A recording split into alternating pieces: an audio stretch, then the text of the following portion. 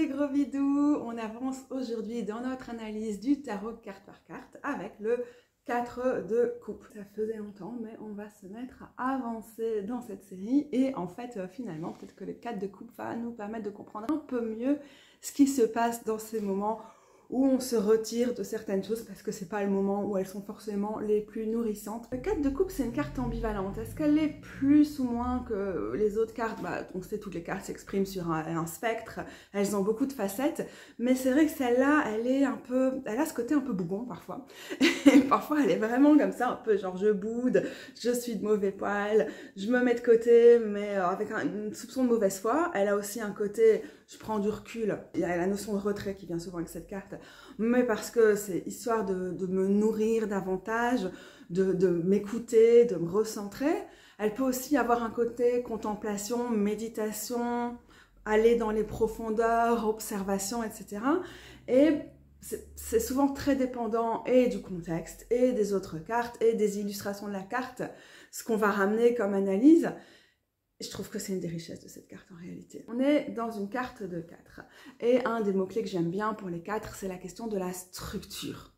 De l'espace aussi parfois, et des limites. De trouver ces limites, c'est un enjeu qu'on voit bien sur toutes les cartes de 4. Peut-être que le 4 de bâton a une connotation un peu différente des autres, mais par rapport à certaines où il faut parfois bricoler pour voir les liens dans les 4 différentes suites, ici c'est quand même assez évident, surtout que par exemple le 4 d'épée peut nous sembler a priori, si vous mettez devant vous les cartes dans deux jeux différents, assez proches. On a l'idée aussi de retrait, de prendre du recul, de s'octroyer une pause par rapport à tout ce qui vient nourrir notre mental et qui fait qu'on reste trop dans sa tête et pas assez connecté aux autres éléments et peut-être pas assez connecté aux autres personnes ou à nos écosystèmes. Dans ce cas-là, la structure, c'est aussi le répit, c'est vraiment pouvoir se dire « j'ai besoin de temps pour moi ». La structure du 4 de Pentacle, et encore une fois, je vous donne que certaines facettes de la carte et c'est beaucoup plus riche et je vous renvoie aux cartes que j'ai fait, aux vidéos que j'ai fait sur ces cartes-là, évidemment. Mais pour le 4 de Pentacle, on a aussi la notion où, là, mes limites sont vraiment franchies, j'ai besoin de retrouver mon autonomie, la sensation de mon espace vital, de ce dont j'ai besoin pour fonctionner. On a vraiment ce côté structurant, on a le côté de l'autonomie, de la souveraineté aussi parfois, surtout si on pense davantage au tarot de Thoth ou aux associations astrologiques avec cette carte-là. Bon, parfois on va penser plus radicalement à notre rapport à l'argent ou des choses comme ça, mais on a quand même vraiment cette question pour moi souvent de se retrouver, alors que la question des limites est toujours présente avec les 4, je trouve qu'avec le 4 de Pentacle, on serre la vis. Et avec le 4 de bâton, on a peut-être une dimension un peu plus différente parce que cette structure, elle nous est offerte par la communauté, parce qu'il se fait qu'on se sent chez soi, qu'on a un sentiment d'appartenance qui va aussi faire des échos avec le 3 de coupe, et je pense que j'en ai parlé dans la vidéo précédente sur le 3 de coupe.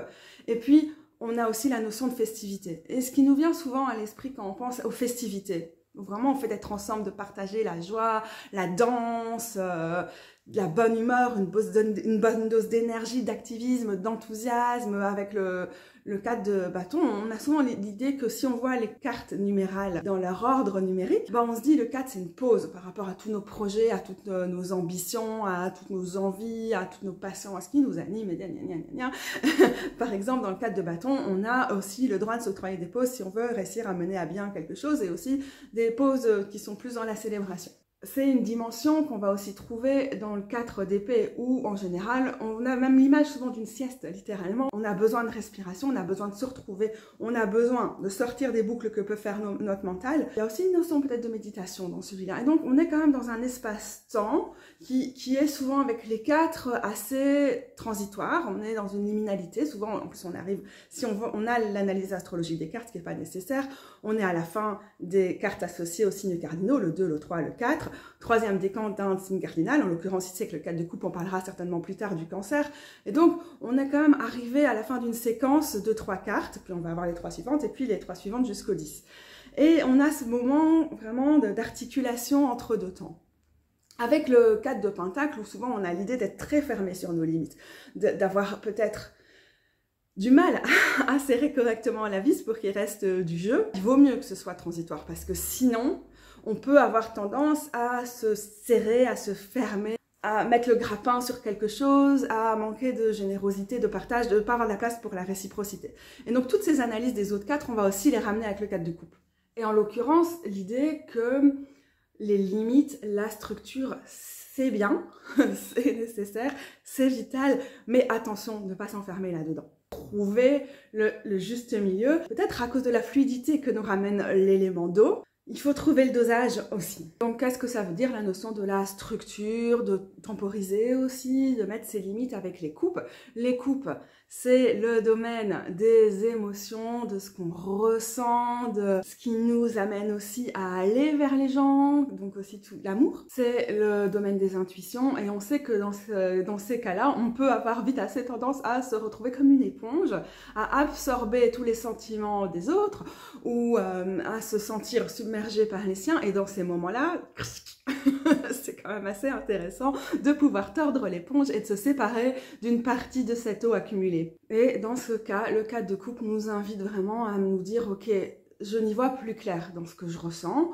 J'ai vraiment besoin de temps pour moi. » Alors, on reste pour eux, on reste. C'est impossible de se dire « Oh, mais je me coupe de tout, bien sûr. » Mais pour pouvoir davantage faire la part des choses entre toutes les influences, tout ce qu'on reçoit, etc., il y a des moments aussi où il faut pouvoir prendre du recul. Et sur certains cadres de couple, on voit une personne qui est souvent dos à un arbre, dans son coin, et on peut voir des gens qui font la fête sur le côté, ou qui sont en train de s'activer. Et la personne, elle se met de côté, elle est en mode « moi, je peux pas suivre ce rythme-là ». Donc on a aussi, souvent, avec les quatre, la notion de trouver son rythme. Et avec les couples, de trouver ce qui nous épanouit, ce qui nous nourrit, ce qui nous fait du bien. Et dans ces moments-là, ça peut être genre qu'on a atteint vraiment un niveau de saturation, on se sent submergé, on a l'impression de plus exister, d'être perdu dans plein de trucs, on a besoin de retrouver sa bulle, de retrouver un sentiment de s'appartenir. Finalement, la notion d'appartenance, c'est aussi quelque chose qui convient assez bien aux quatre, dans tous les sens du terme. C'est peut-être un peu factice, hein, cette idée de dire « Ouh, je vais réussir à me mettre dans ma bulle », mais parfois on a besoin de ce sentiment-là, même au niveau un peu énergétique comme ça, de retrouver son champ d'énergie, de retrouver sa bulle, de retrouver son propre oxygène et de pas toujours être en train de partager avec tout le monde. Ce qui nous permet après, évidemment, c'est la dynamique des couples. On est dans la fluidité et on est aussi dans cette idée d'un temps d'arrêt avec les quatre, de pouvoir mieux être présent, présente, et de pouvoir mieux échanger, de pouvoir être à nouveau dans la réciprocité. Mais pour ça, parfois, il faut pouvoir prendre le recul.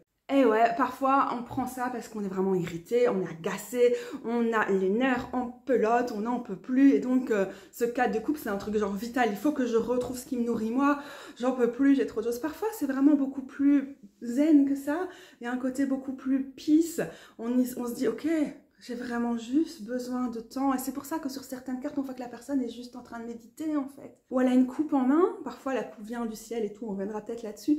Et elle est sur cette coupe-là et elle se concentre sur une des choses qui est importante pour elle et pas être là partout. Et dans ce cas-là, la structure, c'est ça aussi, c'est se dire...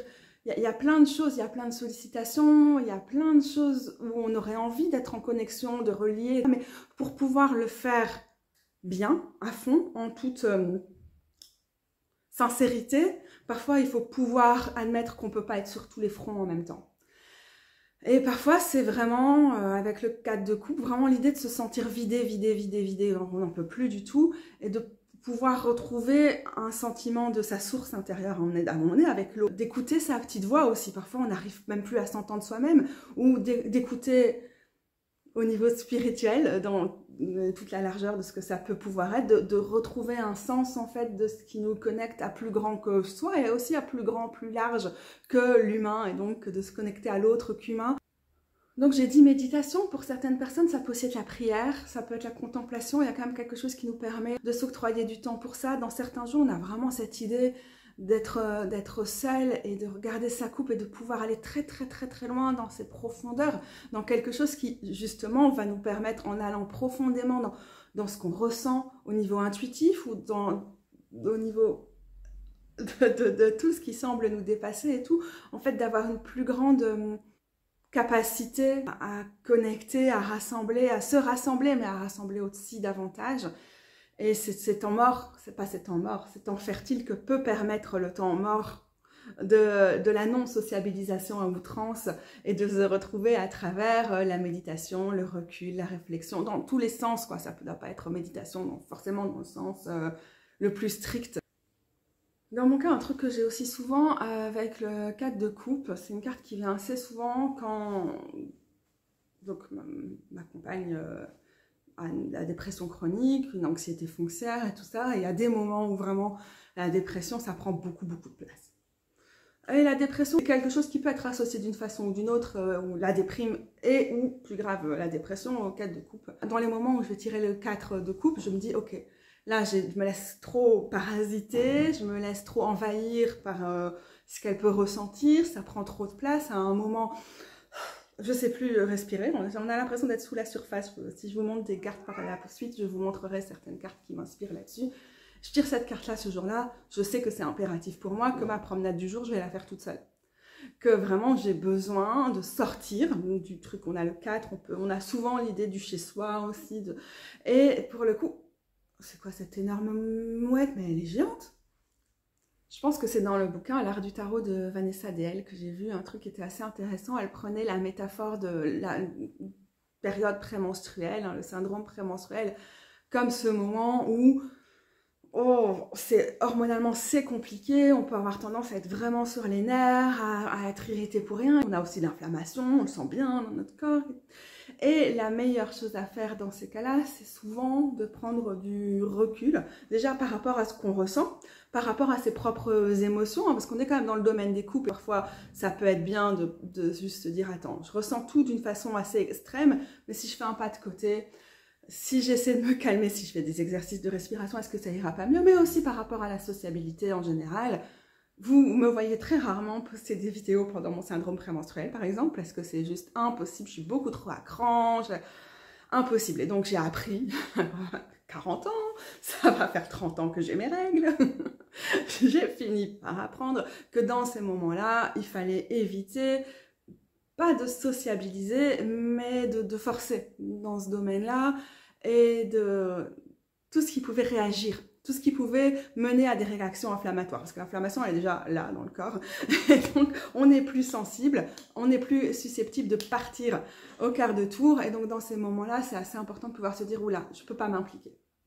Important, ça dépend des personnes, et des choses comme le syndrome prémenstruel, ça peut participer à la pathologisation, la psychothologisation et la pathologisation des personnes sexisées. Et donc encore une fois, c'est aussi pouvoir dire, mais malheureusement là je suis pas en mesure, j'ai mes limites, je suis pas en mesure de m'engager avec ce qui est en train de se dérouler là, au niveau de ce que ressent cette personne-là, et j'accepte de dire que c'est au-delà de mes forces, que ça va juste me vider, que je vais pas pouvoir aider, et que de toute façon pour moi, pour pouvoir respirer, j'ai besoin de ce temps pour moi toute seule. Ça, c'est vraiment une des manifestations les plus courantes du 4 de coupe pour moi, par exemple. Ok, passons au moins un peu à l'analyse astrologique. Donc, comme je vous ai dit précédemment, c'est la dernière carte associée au signe du Cancer. Et comme je vous dis dans toutes mes vidéos où je fais les références astrologiques pour décrypter les cartes, pour les déconstruire et tout ça, je rappelle de 1, que c'est pas du tout nécessaire de s'y connaître en astrologie, de croire en l'astrologie, de quoi que ce soit pour pouvoir tirer les cartes, comprendre le tarot, etc. Mais aussi que quand je parle d'un signe, je ne parle pas des personnes qui ont leur soleil dans ce signe, même pas des personnes qui ont leur ascendant, leur lune ou quoi dans ce signe-là. Je parle du signe comme d'un principe, comme d'un archétype, et aussi comme de quelque chose qui se manifeste en chacune d'entre nous, et probablement aussi en dehors. Ne pensez pas que je suis en train de dire des clichés horribles sur les personnes qui sont Cancer. C'est pas du tout ma façon d'appréhender l'astrologie. C'était rigolo parce que précédemment, je réfléchissais, je me disais, qu'est-ce que je dirais bien sur le fait que c'est une carte de Cancer, et puis je me disais, tiens, mais c'est quelle planète? Ça associé à... Je sais que c'est associé au 3e décan du Cancer, c'est la 3e carte du Cancer, mais je me disais, mais donc ce décan est associé à quelle planète? Et je me suis dit, mais comme c'est une carte qui nécessite de prendre du recul, de s'éloigner, enfin qui souvent, enfin, en tout cas traite de ça, peut-être que c'est Saturne. Peut-être parce qu'il y a cette idée de séparation, ça peut être une carte de Mars. Quelle ne fut pas ma surprise du coup, parce que j'avais complètement oublié quelle était l'association, de la sortir dans le tarot ultraviolette. Les références de tous les tarots sont en dessous, ne l'oubliez pas. Et n'oubliez pas non plus que des articles que j'ai pu écrire sur cette carte pour la décrypter, tout ça, vous les trouverez en dessous, les liens vers mon site et tout. Mais donc bref, quelle ne fut pas ma surprise de découvrir qu'elle était associée à la Lune, la planète qui est chez elle, en Cancer. Mais oui, ça fait sens. On peut retrouver le côté cancérien qui revient à se donner à fond dans tout, à vouloir comprendre les autres personnes, à vouloir appréhender leurs besoins, appréhender leurs sentiments, et donc avoir ce côté éponge, je prends, et puis à un moment je me sens pas compris, pas comprise, je me sens vidée, je me sens juste épuisée avec une envie de chialer, je me sens débordée. Du coup, la lune, qui est le luminaire qui est associé par excellence au cancer, nous rappelle aussi ce côté cyclique, ce côté peut-être un peu lunatique une fois qu'on est impliqué dans quelque chose, auprès d'autres personnes, mais aussi dans son propre cheminement spirituel, dans les connexions bien au-delà des humains. À un moment, on peut avoir l'impression de se perdre dans le trop, ou de se perdre dans les autres, ou de se perdre dans les mystères. Il y a vraiment un moment où c'est nécessaire que ça coupe, et souvent ça coupe en mode waouh. Effondrement, larmes, tristesse, l'impression d'être peut-être trahi, d'être trop demandé, de ne pas avoir l'impression de recevoir à la juste valeur de ce qu'on donne, etc., etc. Et dans ces moments-là, le fait d'écouter la lune, se dire c'est cyclique, là je suis arrivée au bout d'un cycle, il y a autre chose qui va commencer, mais je dois l'écouter. Je dois écouter aussi, la lune c'est aussi le corps, c'est nos émotions, mais c'est aussi notre corps. Je dois écouter comment ça se manifeste dans mon corps. Et parfois, c'est pour ça que l'idée de méditation, c'est pas mal parce que ça permet de se dire, voilà, je suis assise en tailleur, ici, droite. Je relâche la pression dans les épaules, je sens en fait comment ces émotions, tout ce que je ressens est capable de stagner potentiellement dans mon corps, comment je peux remettre ça en mouvement. La méditation, c'est aussi ne pas forcer, c'est aussi accepter, c'est aussi faire de la place pour ce qui est là, et que le simple fait d'être là avec de la bienveillance vis-à-vis de ce qui est là et vis-à-vis de soi-même, là où on en est actuellement, qui peut être d'une certaine saturation, c'est de proposer une structure qui va permettre à ça de couler, d'exister sans être forcément dans le drama ou dans la pression. C'est un des enjeux du 4 et je prends souvent l'exemple de la méditation parce que c'est quelque chose qui fonctionne pour moi et que je ressens comme quelque chose de très important. Je sais que c'est pas quelque chose qui va fonctionner pour tout le monde ou qui est accessible à tout le monde. Ici, on a cette idée aussi avec le parapluie de choisir finalement qu'est-ce qui rentre et qu'est-ce qui rentre pas. Et donc par rapport à des mots-clés de 4 qui vont être la structure, qui vont être les limites, qui vont être le chez-soi, notre zone aussi, hein, notre zone safe, etc. On va avoir ici la notion de recentrage et quelque chose que je trouve aussi très adéquat avec les 4 en général, la notion de se recharger, de recharger en général. Et dans ce cas-ci, notre capacité à ressentir et peut-être de l'élargir, si vraiment on est dans cette notion d'aller plus loin, d'aller davantage dans les profondeurs et tout, ça peut être un moment très très épanouissant avec le recul. Je vais prendre des exemples, non je ne vais pas prendre d'exemples, je suis en train de penser à des exemples mais je ne vais pas rentrer dedans maintenant. Ça aussi, ça peut être quelque chose d'assez intéressant. D'ailleurs, on va peut-être voir plus la notion du secret avec le signe du Scorpion pour les cartes suivantes, mais aussi de qu'est-ce qu'on garde pour soi. Pas trop, mais quand même, ces zones, ouais, ces terrains qu'on ne va pas explorer avec tout le monde et avec qui on le fait. Alors, je voulais revenir sur un autre truc, c'est que souvent, dans cette carte, je vais peut-être ajouter des images de certaines cartes. Je pense pas que c'est une vidéo où on va les décrypter, plein de cartes différentes, parce que je n'ai pas les pierres pour ça aujourd'hui. Et je trouve que c'est aussi intéressant de mobiliser la carte dans l'esprit de tout ce qu'elle peut représenter. Et à vous d'aller chercher des images ou dans vos jeux ou sur internet, mais on a quand même beaucoup d'images où ok, la personne elle est là avec ses coupes, soit ses coupes soient vides ou ses coupes sont là genre pas très intéressantes, et pendant que la personne est potentiellement en train de bouder, de râler ou d'être dans un sentiment d'apathie, de plus rien ressentir avec ces coupes-là qui sont vides. Et l'apathie est aussi un mot-clé qui correspond très très bien, le sentiment de vide avec cette carte-là, sauf que je pense que l'invitation du 4 de coupe n'est pas de dire « Ok, oh, tu ressens plus rien », c'est « Ok, mais qu'est-ce que je fais en fait ?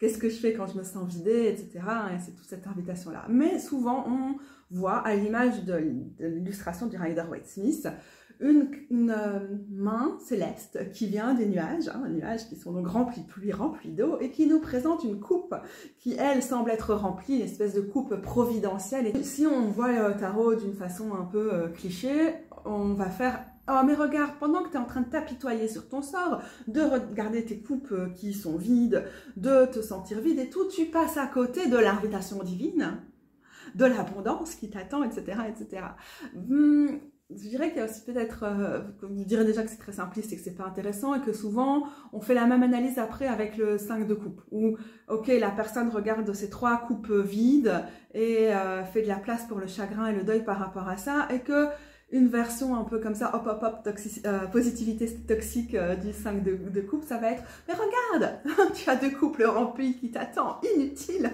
d'être triste. Voilà, je pense que la plupart d'entre nous ne font pas ce genre d'interprétation au ras des pâquerettes du tarot, mais bon, je dois quand même mentionner que parfois c'est là, et c'est intéressant aussi, hein. C'est quoi cette coupe, c'est quoi ce Graal, c'est quoi ce truc qui semble venir de nulle part. Alors, j'aime pas hein, quand dans le tarot on en ramène quelque chose qui est de l'ordre des spiritualités, de l'ascension, de s'élever, etc. Je pense que le tarot peut aussi faire de la place pour nos spiritualités, plus animistes, plus basées sur la terre, et qui n'en ont rien à foutre de l'ascension, de la transcendance, etc. etc. Clin d'œil. Je ne rentre pas dans les détails ici, mais parce que c'est quelque chose qui est en permanence dans mes vidéos. Mais en fait, dans ce cas-là, parfois, c'est aussi la question des choix qui sont pas faciles.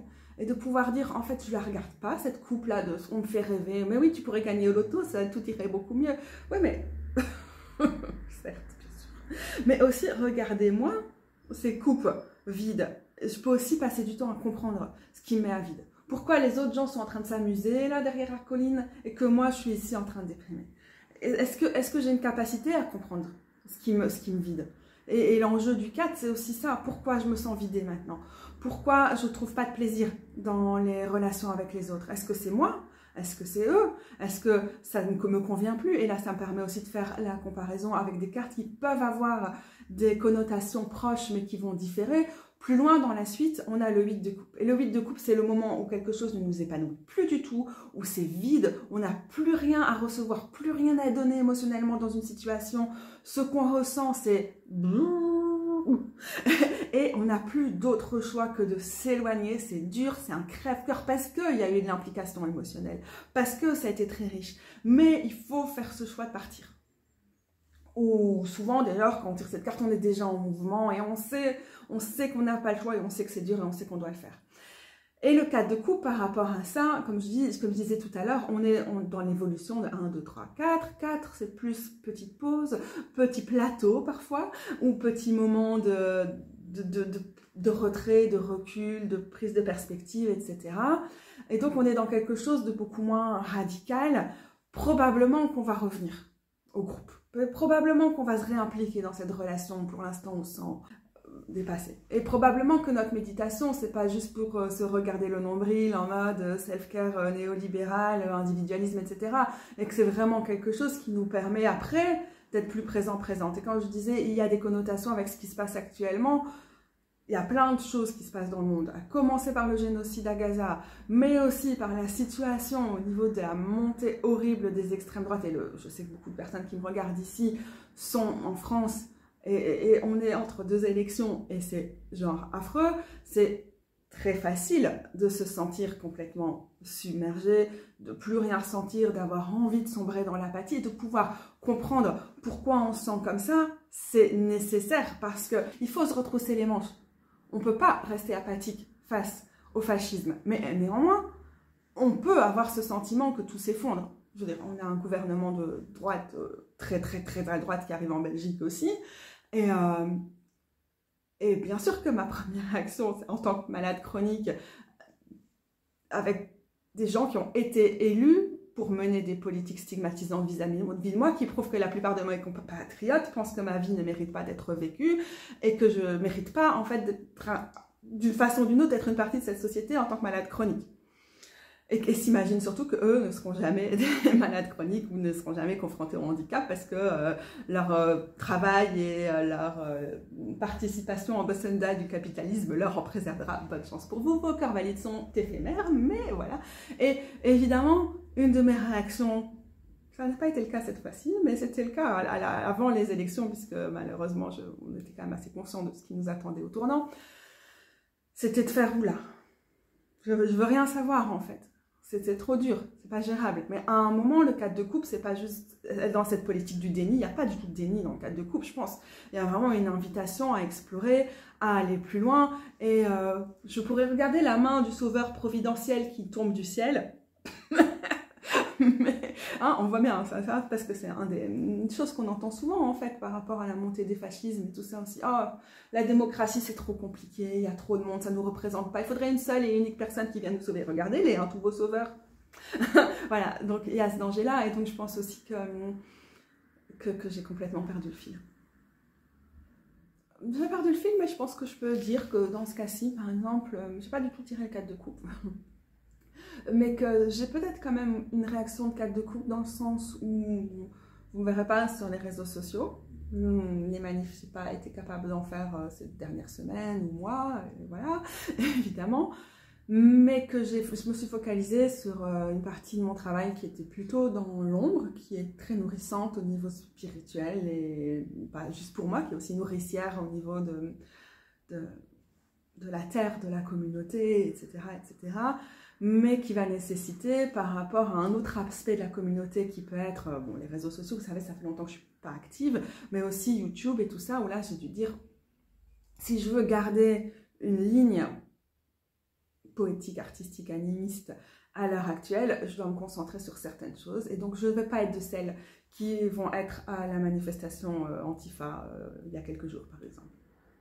Mais comment je peux contribuer? Le tarot nous offre aussi cette possibilité d'aller creuser et de comprendre, ok, je dois pas mettre... si je ne m'investis pas émotionnellement dans telle ou telle chose, ça ne veut pas dire que je ne m'investis pas du tout émotionnellement, mais juste que je ne peux pas mettre mon énergie. J'ai du mal à utiliser énergie pour les coupes parce que c'est un terme que je vais peut-être plus utiliser personnellement avec les pentacles et la terre et le feu avec les bâtons, mais en même temps c'est le mot qui me revient quand même pas mal ici, donc je vais l'utiliser parce qu'il peut y avoir de ça. C'est quand on s'implique trop émotionnellement, parfois notre énergie, enfin tout est le somatique, quoi, tout est lié aussi. C'est la raison pour laquelle les 4 éléments sont partout dans le tarot, c'est qu'ils sont toujours liés, et c'est la raison pour laquelle d'ailleurs souvent sur les cartes il y a d'autres éléments qui apparaissent que juste les coupes. Par exemple, quand il y a un nuage qui nous ramène une coupe, bah on a le feu, le vent, on a l'air qui nous ramène quelque chose. Si j'ai le dos à un arbre et que je suis en tailleur bien enraciné, bien stable, structure, stabilité avec les 4, l'élément de terre est là aussi, etc. etc. Et avec la notion d'apathie et la tête toujours comme ça, l'élément de feu est forcément là sur cette carte aussi, même s'il va être moins visible dans la plupart des représentations, parce qu'on voit bien que notre jauge d'énergie, elle n'est pas au taquet, et qu'il faut faire des choix. Et la question de choix vraiment me fait aussi penser à l'énergie des 2 en général dans le tarot, mais 2 fois 2, voilà. Alors, qu'est-ce que je fais parfois dans cette série? J'ai noté quelque part plusieurs fois, et j'ai à chaque fois perdu mes notes, ce que j'avais envie de dire dans cette vidéo. Je me la suis jouée 10 000 fois dans ma tête parce que ça fait déjà longtemps que j'ai fini le 3 et que je vais faire le 4. Et évidemment, je suis partie sur complètement autre chose que ce que j'avais prévu de faire. C'est la magie de ces vidéos. C'est un instantané d'un moment et c'est jamais exhaustif sur la carte. J'aurais pu dire tellement plus sur cette carte, mais vous pouvez toujours aller consulter mon site si vous voulez voir d'autres choses que j'ai pu écrire. J'ai une cartographie du tarot dans laquelle sont tous les articles que j'ai pu écrire sur chacune des cartes du tarot, ce qui permet aussi d'avoir comment elle peut apparaître dans certaines circonstances bien précises.